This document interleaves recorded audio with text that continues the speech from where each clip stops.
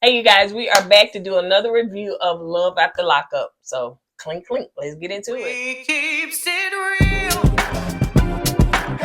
expressing how we feel. Whoa. So come on in and sip some tea. Join the KoEd family. We're about relationships and review, making it fun and just for you. Go with God, let God go with you. It's time for Kourtney and Eddie. I always put God first. Hey, what's going on, KoEd Camp folks? How y'all doing tonight? Welcome back to another video of Kourtney and Eddie. I'm Eddie, aka E-Dub. This is my lovely wife. Kourtney, also known as Coco. Just right here is Kourtney and Eddie. This channel is all about relationship, reviews, entertainment. It's all about famous rants and jokes. And tonight, we're going to bring you another episode of Love After Lockup. Clank, clank. You can keep the clink, clink if that sound like that. Yeah, that's one of them slow prisons. Clank, clank. So, if you're brand new to this channel and haven't subscribed yet, then go ahead and hit that subscribe button down below and make sure you like this video and comment down below. Now, let's get into it. Now, the season finale is next week, guys. So, we hopped on this train late and this actually was a very good episode. So, I'm assuming because they're going to leave so many cliffhangers that they probably go into life after lockup with this drama because it's drama. So let's go and get into it and just rip the bandage off and let's talk about what I call them. Nutzo. Her name's Zurah or something like that or whatever. And Troy. So we know Troy's name. But her. So it started out with her fussing, throwing the ring, get over here, pull back in, get out, wait your mama, get out now. All that stuff that she did last, like this really, truly, this girl is mentally unstable. And it's evident. It's so evident. You take a man that's out of prison, that's got more, seems like got more mental stability than you do, and you all over the place. Go embarrassing your family and the church folks, child. What should I say? Yeah, it's like she's mentally abusing Troy because it's like this ebb and flow with her. One minute she's mad and yeah, I cheated on you and so what? And you forgave me for it, and then she come in, hug me, I give you another chance, and he's like, you can't. This dude's not a yo-yo. Right. You know what I'm saying? You can't put him on the shelf when you're happy, then when you're mad, you throw him away. You can't do that. And to me, that's going to be a toxic relationship with Troy. And I don't know how much patience Troy has. You can push a man to a certain point and he's going to snap. Yep. So, the thing is that you giving the ex too much credit. Like the woman, I mean, I'm sure she's gonna go back and watch this, and you giving her so much credit to let her know that evidently she's something to be afraid of. You know what I'm saying? Yeah, I give you that, but I think the reason why she's acting that way because she feels like since she cheated on Troy, that Troy's gonna do the same thing that she did to him. Oh, that's a good point. And once, like I said, when you got guys who used to play the field, been players back in the day, they know all the games and whatnot. So they turn around, they want to settle down. Now they say, oh, she gonna do the same thing I did. I know all the moves. Oh, she ain't calling me or she answered the phone. I used to do that because I was with somebody else. See, all that stuff is playing back with her right now. So that's why I think she acts the way she acts.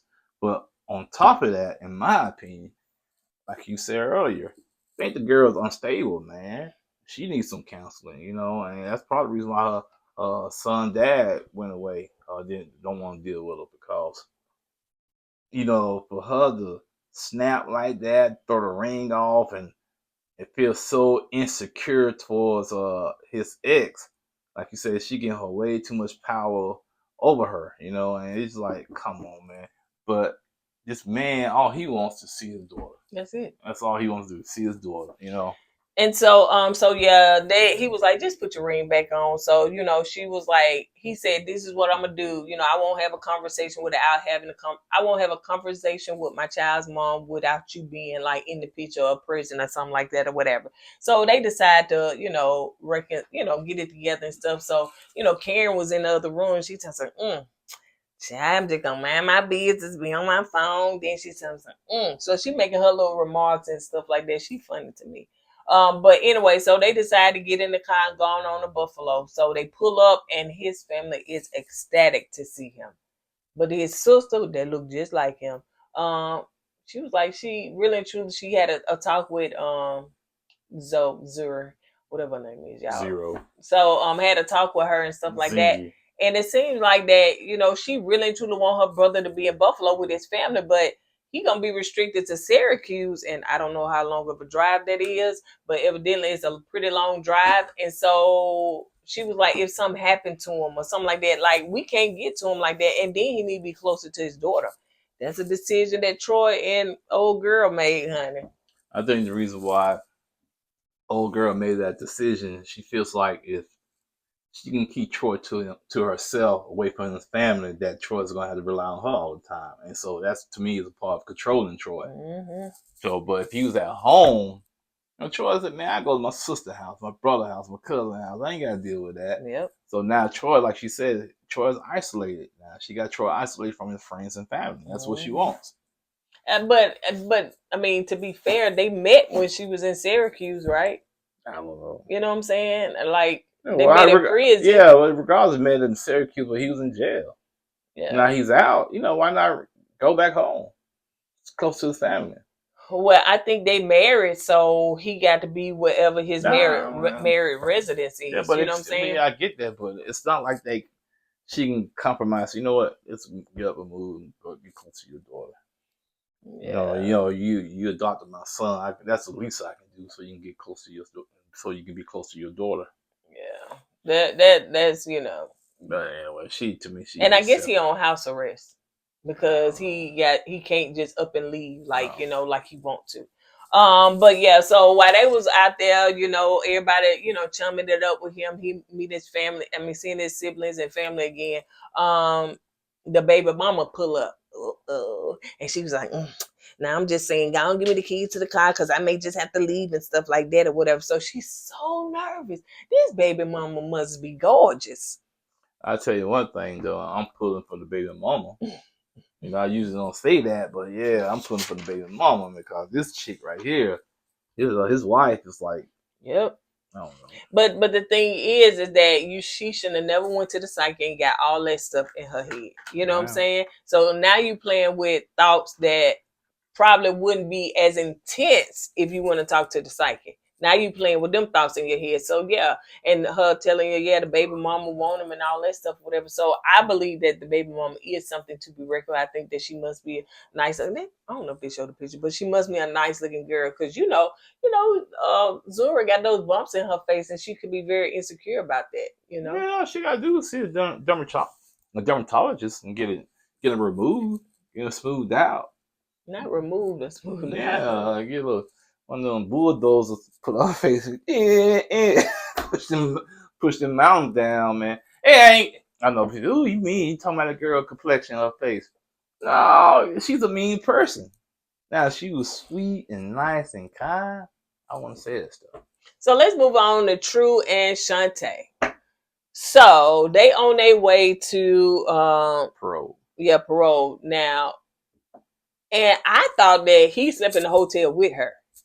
But evidently he didn't. So he had to come pick her up. He was like, "You ready?" So he came and pick her up. He is using Shante. I mean, completely. Playing her like a Nintendo, man. I was like, come on, Shante, you can't see that? Are you that desperate? Like, I would have stayed in the room with him. He already going to the parole officer because he where he's supposed to be. And so I'm sure staying at that hotel wouldn't have mattered. Right, exactly. So, yeah, that's just crazy. So he said that he don't know, he may be on house arrest, No. I'm sorry. I'm sorry. So I skipped the part. So yeah, so they went to the jail or whatever. So he didn't know exactly how it would be. Okay, what I skipped, Jack? He went to the parole office. Okay, yeah, to see if he's gonna go back to jail because he's not staying at the house they released him to. Because like you said, his mom put him out. So he went and met with the parole officer. And, he looked out, So they said, we're not going to put you back in jail, but we're going to put you on the house arrest. So you got, an ankle bracelet. Yep.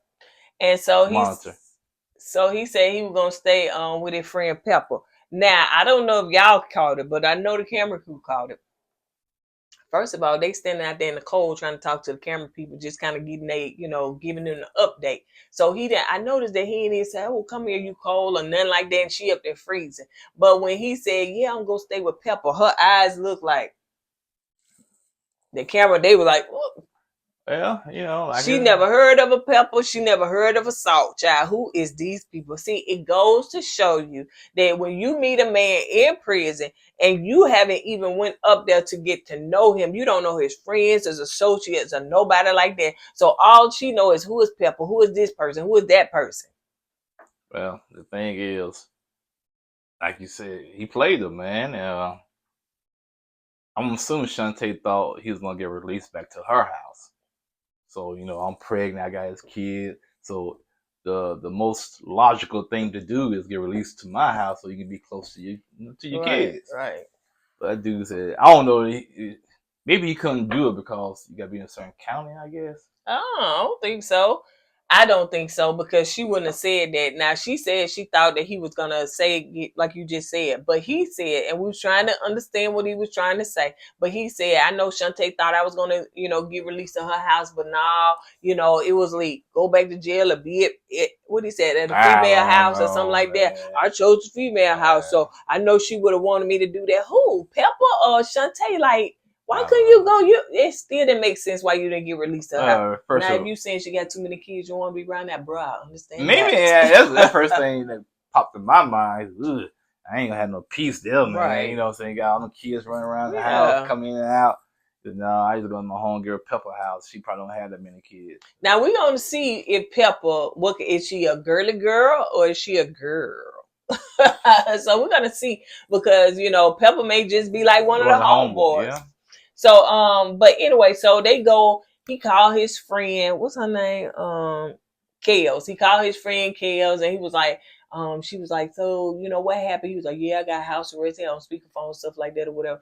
Mind you, Shante don't even know Kales. I guess he did bring her name up. So she was like, okay. He said, we're finna go get something to eat. You want to come? And she was like, yeah. And I'm saying he inviting people. The girl to me is obsolete in his mind. All he know is that she carrying his children. The rest of what her feelings and how she feel about him and all that, it's obsolete. I hate to say it, I think Shante is a little slow. I think she's a little slow. And I think True know that. That's why he can play on her like that. Because ain't no way you gonna do that to a woman that's up on her game. Invite another woman to dinner. Even though that's supposed to be your relative, ask the woman first, hey, is it okay for me to invite you such and such person? He didn't do that. So that shows me how much he respects Shante. Right, exactly. So they meet at this restaurant or whatever, and Kels, come in and Shante, shake her hand and all that stuff, whatever. So as they were sitting there talking, like, ooh, we met, ooh, we've been knowing each other a long time. And so it seems like that she married to his brother that's locked up, right? Is that what? I thought that's his sister-in-law. Yeah, ex-sister-in-law. Oh, ex. Oh, they're not married no more. Yeah. Oh, okay. So because Shante said something about she thinks True probably smashed old girl. Oh, yeah. Did she say that? Yeah, not like that, but that's what she alluded to. Yeah. So she was like, yeah, we've been knowing each other a long time, yada yada yada. And so Shante was like, so who is Pepper? So it was like, Pepper is Kale's friend. Like, yeah, she cool and stuff like that or whatever. So, he said that he wanted to stay there. So actually, I think he want to stay with Pepper, but he want to also stay around Kels because, like, Kels, they introduced me to some of her home people and stuff like that. Kels, she's the pimp. She's the pimp. And the reason I say that because I guarantee you, Kel is introducing True to all her female friends, right? And True probably smashing them. Once you got a female friend like Kel, and she got all that inventory, and all you gotta do is get introduced to that inventory. Oh man, you like a rooster in the hen house then.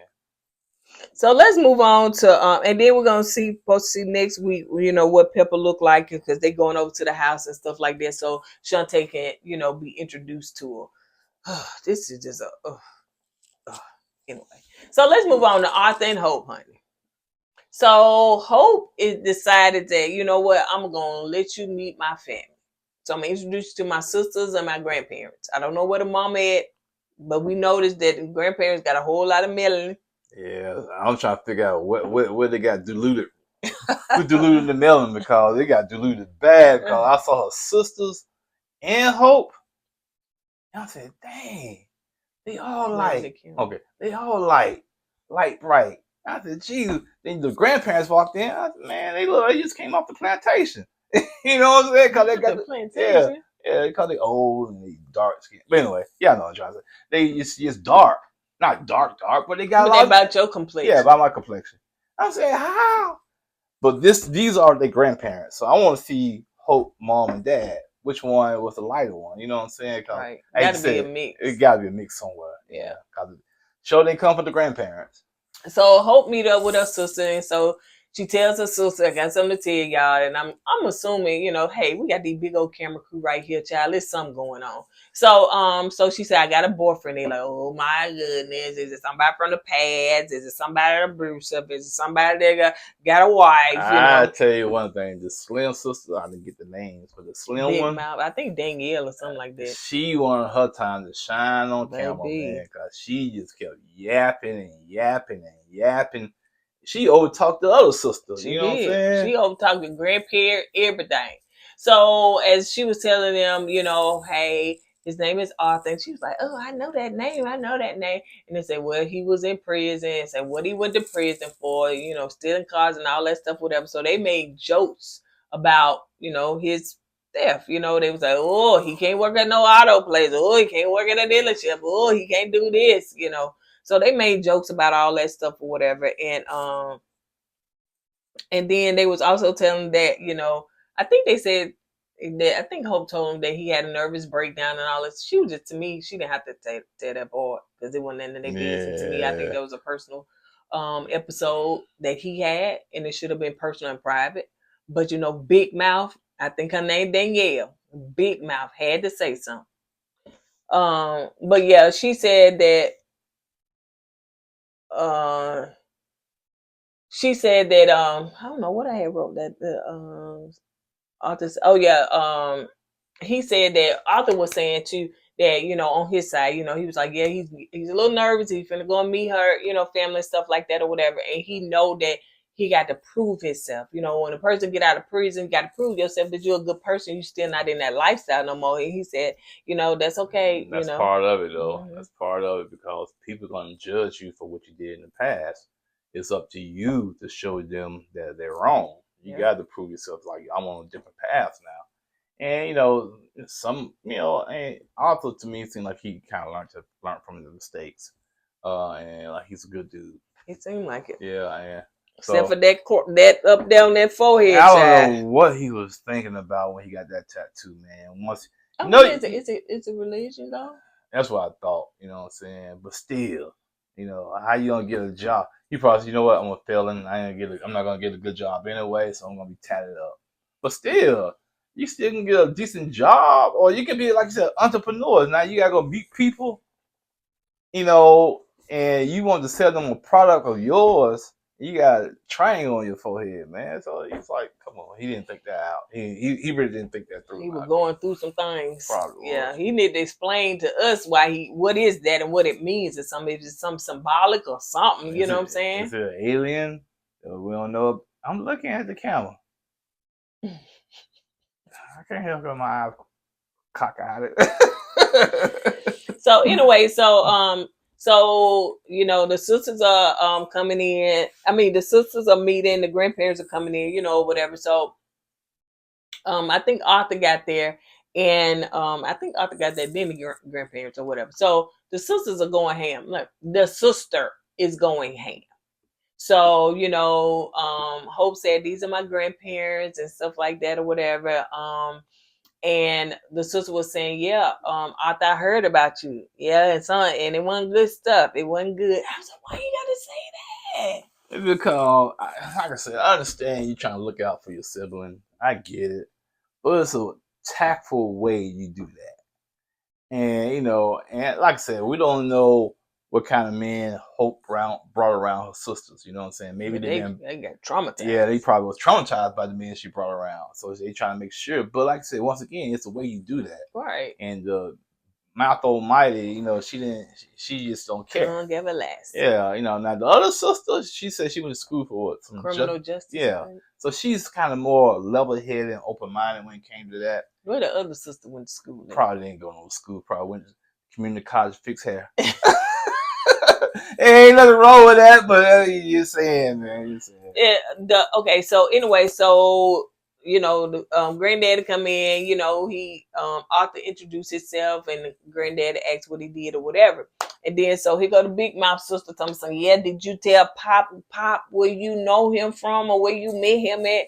And that's when it goes on where he was saying, you know, he was in prison. Yeah, look, granddad, he wasn't too taken aback. He did stop eating. Yeah, he stopped eating now, of course, but he like I thought I was gonna get a bigger, you know, expression from him, you know what I'm saying?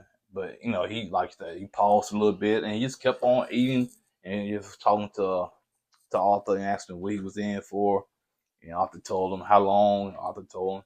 I think the granddad said he was a correction officer, so he know, so he know, you know, what to look out for when it comes to guys like Arthur. And like his granddad said, hey, the past is the past. It's what you do now in the future because you're still young, which is true. And you know, so I kind of appreciate the granddad being, you know, level-headed and open-minded, you know, when it came to that. But Mouth Almighty over there, she kept on going, boy. Yeah, because now Arthur did say that he wanted to be a better person, you know, for Hope and all that stuff, whatever. So the other sister that said she went to school for criminal justice, she said you really truly need to focus on you, your emotions, your state and stuff like that. Then you can be a better help to everybody else. But the other sister, like, so when you get a job, you living off my sister, what you gonna do about that? Don't you know that the man supposed to be the provider? Yada yada yada yada. I don't think she got a man. I don't think she got probably not a man, not a job, not a nothing, honey. I told she went to community college to fix hair. Fix hair. And she probably fixing her in her kitchen. Hey, in the hot coat. So yeah, she was just going in and just talking about. But to me, that stuff Hope should have said. Hope took a man that Hope decided to be with a man out of prison. Hope decided to take this man in and say, hey, I'm going to fork the bills. I'm going to pay for everything until you get yourself on your feet. So blame your sister. Now, don't come at Arthur with that because he was in prison. He did his time and all that stuff. And he came out, and just like everybody else that's coming out of prison, it's hard for them to get a job. And so he said he went through some depression when he first got out, or he had a mental breakdown because everything was overwhelming because he knew he had to get a job and all that stuff. No, whatever. What it was, he thought by him being a man that day one when he got out, he wanted to be working. He wanted a job. And he, you know, the doors kept closing his face when it came to jobs. So after a while, it will get you down. Right. You know, you don't feel like you're worthy. You don't feel like a man because you know you can't provide. Right. And that's what really got him down. And the reason why I know that because I've been through that. You know what I'm saying? When I quit my job at the cable company, I couldn't find a job. Oh, man, I feel bad, man. I feel like I'm not, I can't contribute to society. I just feel worthless, man, because I wasn't doing nothing. And God said, it's not your time yet. Just chill. I said, all right, but it still sucks. But God said, I understand. Just chill. And I chilled, Then I went, put an application, two good jobs. And my daughter was about to be born. I had no job at the time. So I got her to find a job because she about to be born. Anyway, long story short, both of them jobs tried to hire me. How long was you out of work? I don't know, like 6 months. And both of the jobs hired me, and I had to pick which one I wanted. Now I got to pick which one. At first I couldn't get one, now I got to pick which one. And they were really good jobs. Yeah, they're really good jobs, and I still want one of the jobs right now. It provided me and us a good lifestyle. So, but yeah, so sometimes, God, you probably just say you gotta be patient, and maybe that's what Arthur has to do. It seems like he's a real spiritual guy, so you might be patient and sit still for a minute God, basically allow you to do what He wants you to do. One thing that Arthur did say in his confession, he was like, he really and truly, was kind of mad that Hope didn't step in for him because she just left him out there hanging. I didn't agree with that. I think that, Hope, well, first of all, you back in society, child. Ain't nobody going to speak for you. You got to speak up for yourself. But I think that they did. That's what a lot of people would do. You know what I'm saying? They bringing a man to see somebody and they going to sit there and grill them and just let them grill you and stuff. But the thing is, I think Hope should have said, sis. No, that's big mouth sis. Yeah, that's chill. You going in too hard. I'm the one that decided to take a man and be with a man that was in prison, and I knew the consequences of me taking him in. He wasn't gonna have a place to work. He wasn't. He gonna stay with me. All this stuff. So you expecting somebody. I used to, when I used to volunteer at the county jail. When them folks used to get released, they had nothing but what they came in with. Some of them didn't even have a dime to use the payphone to call. So they had nothing and nowhere to go. So that's pretty much it for some of them. Now, some of them may have family and all that stuff, whatever, they can take them in, but Yeah, so yeah, Hope, yeah, you're right. She should have kind of called out the sister because she was doing too much. Yep. But you're right. Arthur gonna have to get used to being grilled like that because people gonna ask questions, especially after they find out you've been incarcerated. So they're gonna ask you questions and whatnot. But I used to enjoy trying to meet the parents because I want them to grill me. I was like, man, I got all the answers, man. And after I get through with the interview, when you ever get married? I ain't marrying your daughter. No, man, I just came to smash. Not joking. You see how he can go too far? He just go in some world just like he not. That's why because I watch the show. They like everybody in the show. They little fantasy world. Anyway, so let's move on to Daniel. Excuse me. Let's move on the boring people. Yeah, Daniel and Bianca, whatever her name is. Well, what's the name of that alcohol? So it would be Bacardi. I guess It's Bacardi. That's what I'm calling her. I'm calling her Bacardi. Oh, she loves to drink. Boy. I'm gonna drink. Now you know you can't have that drink. I don't know. Gotta get my drink because she loves this man's life is on the line. She's still gonna drink. I guess this girl just came on to be on TV because she really truly gets on my nerve because she seemed like the most ignorant 23-year-old that I have ever seen. Young, I guess, child. I know we all have been young and dumb, as they say, but dang, you sit up here and be with a man that's in prison and he's already addicted. And to find out, because I think the cousin said, he was, I guess he got drugs while he was in prison and he relapsed. Yeah. So what if he do that with you? Yeah. I don't think he gonna do that. Yeah, but he will. If addiction runs in that family, it's like you put like I said last time, a cake in front of a greedy person and tempting them. And that's all she's gonna do is tempt this guy with alcohol. Yeah. Because she has to get her drink on. I ain't gonna drink in front of him though. I ain't gonna drink. But you're gonna have it in the house. But you're gonna have it on your breath. Don't you know that that's still, what I'm saying? What you gonna brush your teeth? Yeah, so but the cousin, I think I forgot what his name is, but he said that he think that she got a drinking problem. And when he said that, I said, yeah, because I thought that last episode, I thought maybe she's an alcoholic herself. You know what I'm saying? That seemed to be a hard person for me. If somebody said, "Well, you can't drink around me," that's fine, Jack. I don't drink like that anyway. So it wouldn't be a big deal for me. At first, I thought it was like, "Oh, he can't control." At first, I thought it was control. She didn't want to be controlled. So you can't tell me what to do. At first, that's what I thought because she was young. Then the more and more I thought about it and listened to what she was saying, I was like, man, maybe she's an alcoholic. Because she make that a big deal. It's a big issue for her, man. And then the mama said, now make that your last drink. That's your last drink for the day, ain't it? So, no, the mom said, that's your last drink. She said, well, for the rest of my life? She said, no, just for the day. Don't get so defensive, man. And she got to have a drink. And so, then the next scene you'll see them outside waiting on him. But we fast forward through all that. Y'all want to hear her talk on so they waiting on him. Ooh, you supposed to be getting out. Yay. You want to drink? So but anyway, so let's move on to Julian and Christina, I'm sorry. Julian and Chris, that's two guys. So Julian and Christina. So she up there making these handwritten signs and stuff like that. So she said that, her quest is to be a comedian. She worked at a like a bar or something like that. And people, did she say people thought she was funny? She I said Julian thought she was funny. She said her mom thought she was funny. Here's the thing, sweetie. Because your family and your husband think you funny, don't mean everybody else gonna think you funny. That's what She said that she thought she was funny, and people thought that she was funny. Yeah. You know what I'm saying? Yeah, but she said she didn't do stand up in jail because it's a rough crowd. Yeah, now that's where you test your waters at. Yeah, if you can make them laugh, I said, all right, go ahead, go for your dream. Boo! Get out of this thing. They worse than Apollo. So she was like, they're so mean and nasty. So, but yeah, so that's her quest to be a comedian. So, she said that she put in, so anyway, so she writing these signs and all that stuff, whatever. So she go and tell her hood, is it they married yet? I don't think they are. So she go and tell Julian, hey, this is what I want to do. I think they are because she said that was her house. Oh, I guess.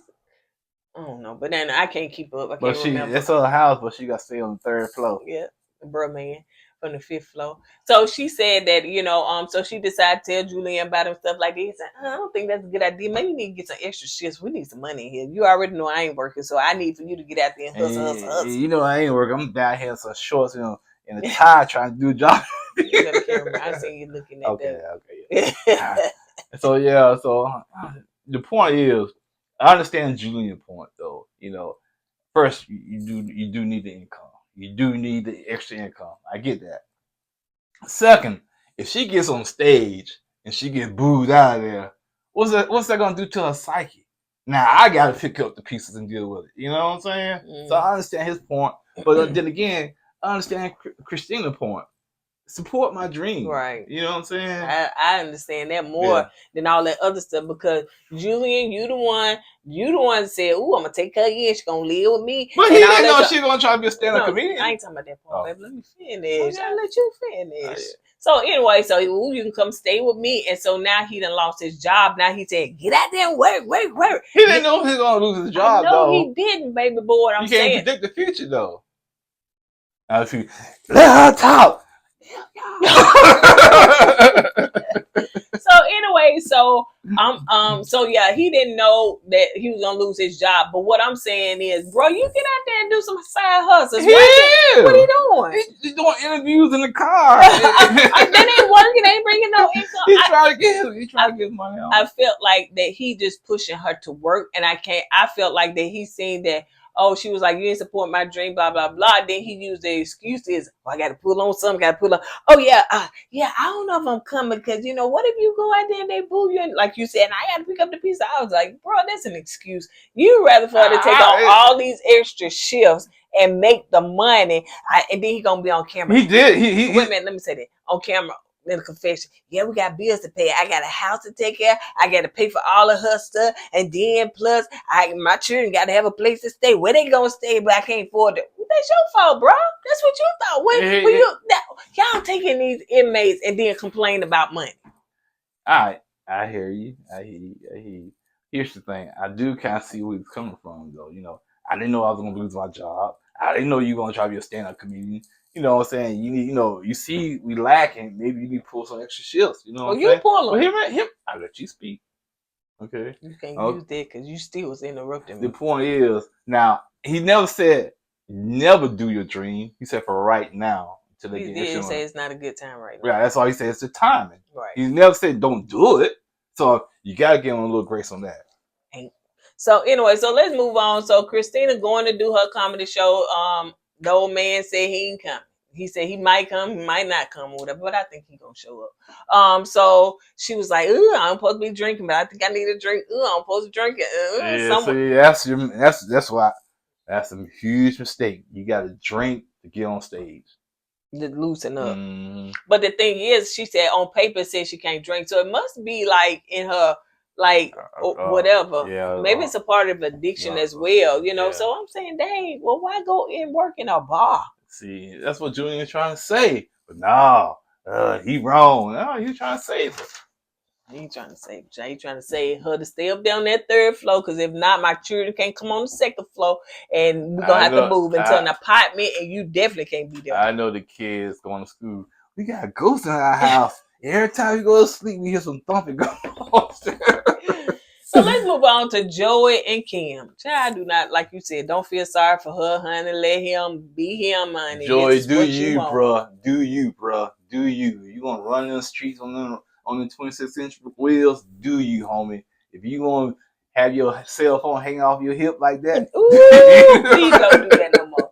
Bro, that was back when we had pagers and cell phones just came out. Who do that? I can see him not going to the phone store. Hey, man, get that iPhone. Oh, give me that belt clip right there. We don't even get belt clips no more, baby, man. And then the fact that it's hanging sideways, too. When it hanging sideways, I'm like, last time I did see somebody like that like 2 weeks ago. They was at a restaurant. They walked in. Dude had to be like 80 years old. Oh, yeah. There you go. It's either two. He's stuck and Joey's stuck. Yeah, you know what I'm saying? 80 years old, man. So anyway, so she up there trying to get ready for the engagement part and all that stuff, whatever. But he done ran through the money, so I guess she ain't got that much to, But she said she ain't that excited about it because she's still in her feelings about him. So anyway, as they sit there and talk, she said, "Guess what? I got a friend request from your ex." Really? He said, "I did too." Did? Yeah. You got more than a friend. Okay. Request. And I don't know where it jumped from. Yeah. Because she asked it. She said, "Did you accept it?" And he said, "Yeah." Then he said, "Well, actually, she been texting me too." And that's when. How'd she get your number? Then he said, "My friend gave it to her." And she said, "Why? Why?" He said, "I don't know why he gave it to her." He said, she be texting me about trying to get back with me and all this and all that. She said, "Well, show me the text. Why you didn't tell me?" She said, "I'm going to tell you." So he gave her the phone. She going through the text messages and whatnot. And she even texted you while you was with me. I don't know what made him decide to get the phone from her then, but he said, "Get my phone." Yeah, he did. That conversation changed because, see, he was getting mad that she was looking through it. And then, so he said, "Get my phone." She said, "Oh, the phone that I paid for?" Hey. I said, "Girl, you finna say all that." Yeah, because he finna jump in the car and leave you on the car that you bought for him. All that stupid stuff. You know what I'm saying? Like, one thing, ladies, to know, you can't buy a man. You can't buy a man. You can't make a man grow up. You can't make a man love you. You can't do none of that. I don't want no one to try to buy me anyway. You don't. But some of these men, they do not care. And here's the reason why. When I was single, women, I'll buy you the TV. No, because once you get mad, you want to take it back. I ain't got time for it. Don't want to hear it. So you really and truly didn't even want me to buy you nothing. No, because I ain't got time. Give myself back. I'm like, man, I break before I get it back to you. So she was like, "Where you going?" And he get in the car and he was like, "Man, I don't want to deal with that." And he cussing and stuff like that. And what he said, he said some cuss words. I don't know if he called her a B or what. But so anyway, so he said he on his way to meet this girl so we can be done with, get some closure. I don't like her. I don't want to see her no more. I'm gonna get all this out so I ain't got to deal with her ever again. I like, bro, come on. For real. Why you just gonna block her from the get-go? I don't do that. Don't get so close. So after that, I can block her. You can block her now, homie. It's people that I have been ex with and all that stuff. I choose that I ain't got to get no closure. Huh? What? It's people that I have been ex with. Ex? What do you mean? I have exes. You do? I mean, you tell me that. Oh yeah, just one. Things I find out. So anyway, it's people that you ex with, you ain't fooling with, nothing like that or whatever. And so guess what? I ain't up to the time I'm finna get some closure. No, you block them people. You said, "I ain't ever got to see you ever again in my life," and you move on with your life. But when a person that say, "I just want to see them for one more time," it's still something there. Because I've been through that. I ain't gonna block it. I need to get some closure, and I get around that person, and he's like, "Okay. One more again. So, yeah. So, but no. What? You ain't tell me that. Huh? The secrets you hold. Yeah, that's the one that trying to run me over the car. Yeah. I knew I shouldn't have been drinking, but no. But yeah, man. You could have blocked her from the get-go. Yeah. Which one the last one?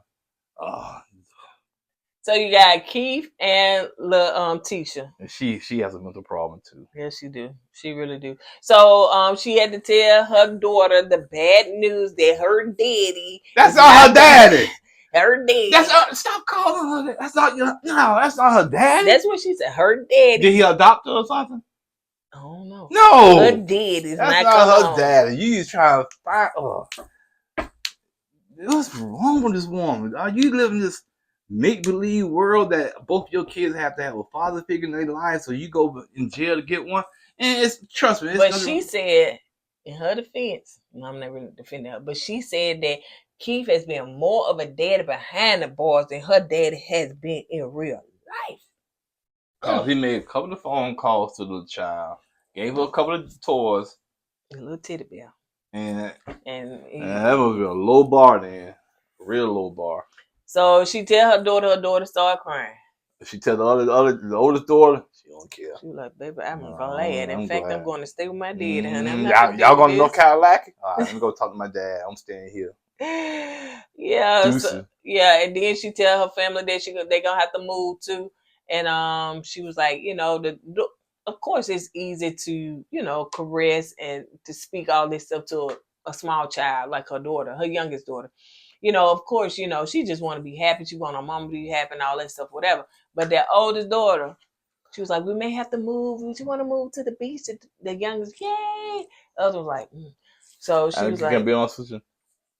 I think the oldest daughter, I think she's plotting. Oh, to leave. Yeah, I think she's plotting to go to stay with her dad. Yeah. Y'all do whatever y'all want to do. I'm gonna stay with that, cause the way Latisha was saying that the oldest daughter and her dad are real close. So that's why she's not too crazy about Keith, because her real dad real close. She got a relationship. Yeah. So I'm assuming, and then she's 15, 16 years old, something like that. Now you trying to uproot this child, move her all the way to the East Coast. Yep. From her friends and family. Oh, that child gonna start. Oh, what is that? Hour. Oh. So yeah. So anyway, but yeah, and so I know me probably too, just thinking of the oldest daughter, she probably had real good conversation with her dad. Her dad said, I don't want no inmate in around you. Mm-hmm. You know what I'm saying? I can't speak for another child that ain't mine. I don't know how close he is to the youngest daughter. Right.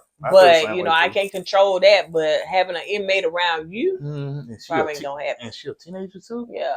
And then the fact too, I don't know if he's married. I don't know if he has his own family, but they stay in the same city. Right. You know what I'm saying? So that daddy probably said, "No, my daughter is not finna move to North Carolina." And then for you to wait till an inmate get out to come and live with y'all, that ain't finna happen. And my daughter way over here on the East Coast, and I really can't get to her when I want to. If something was to happen, no, man. Yeah. So that whole situation is. Ugh.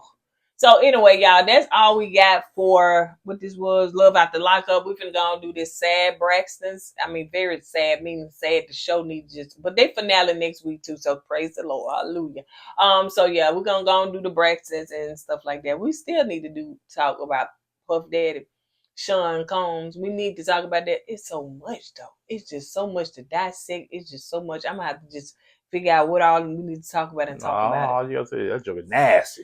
That is something. He nasty. Is really and truly, and he deserves to be in prison. That's where he should rot. They're gonna have him. They're gonna see him a lot of baby oil in there. You want that baby oil, that lotion? There you go. You can do a lot with that in prison. Whew. On that note, you guys, we're gonna go ahead and get out of here. As we said in every video, don't forget to go with God and let God go with you. I'll spoke off first. You said. Hey!